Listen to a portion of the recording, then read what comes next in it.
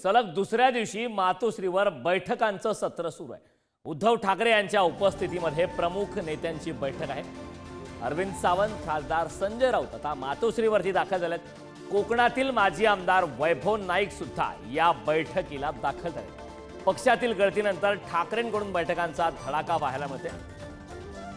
संदर्भात ताजे अपडेट देण्यासाठी आपले प्रतिनिधी श्रेयस सावंत आपल्यासोबत जोडले। श्रेयस, ज्या प्रकारे आपण पाहतोय की मागच्या काही दिवसांपासून ठाकरेंना धक्के बसतायत आणि ऑपरेशन टायगरच्या माध्यमातून आता शिंदेंच्या शिवसेनेमध्ये इन्कमिंग वाढल्याचं पाहतोय। कोकणात सुद्धा मोठ्या प्रमाणात याचं प्रमाण वाढताना आता एक महत्त्वाची बैठक ठाकरेंच्या उपस्थितीमध्ये प्रमुख नेत्यांची घेण्यात येते। या बैठकी संदर्भातले काय अपडेट्स आहेत?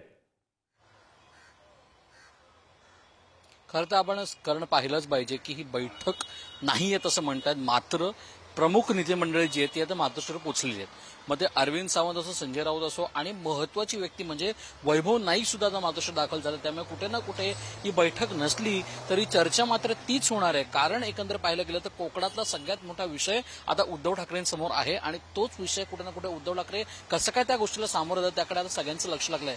मात्र आपण पाहिलं तर भास्कर जाधव असेल, वैभव नाईक असेल, ह्यांनी आपली खंत कधी कधी बोलून दाखवले, मग ती माध्यमांसमोर असो, ह्यांच्या मातोश्रीवर येऊन असो। त्यामुळे आता या खंतामधून कुठलं उत्तर उद्धव ठाकरे त्यांना देत आहेत आता त्याकडे सगळ्यांचं लक्ष लागलंय। मात्र अजूनपर्यंत आपल्याला मिळालेल्या माहितीनुसार ही बैठक कोणतीच नाहीये। मात्र त्या तीन नेते म्हणजे अरविंद सावंत, संजय राऊत आणि वैभव नाईक हे आता आत गेल्यानंतर आता ती चर्चा मात्र बैठकी सारखीच होते। आता त्याकडे सगळ्यांचं लक्ष लागलंय। मात्र एकंदर पाहिलं गेलं तर कोकणाचा सगळ्यात महत्त्वाचा विषय राजन साळवे यांच्याच गेल्यानंतर आता कुठे ना कुठे शिंदे गटात इन्कमिंग वाढलाय। त्यामुळे आता हे इन्कमिंग आणि कार्यकर्ते कसे काय आपल्याकडे वळवले पाहिजेत, कसे काय कोकणात अजून लोकांना खरं तर प्रामुख्याने आपण नेतृत्व दिलं पाहिजे याकडे कुठे ना कुठे उद्धव ठाकरे आता लक्ष देत आहेत आणि तेच लक्षांचं उत्तर आता आत बैठकीत सुरू आहे असं आपल्याला म्हणावं लागेल। कारण नक्कीच श्रेयस, या महत्त्वाच्या बैठकीकडे तू लक्ष ठेवून राहा। तुझ्याकडून या संदर्भातले वेळोवेळी ताजे अपडेट घेतच राहू। मात्र तुर्तास या महत्त्वपूर्ण अशा माहितीसाठी खूप खूप धन्यवाद।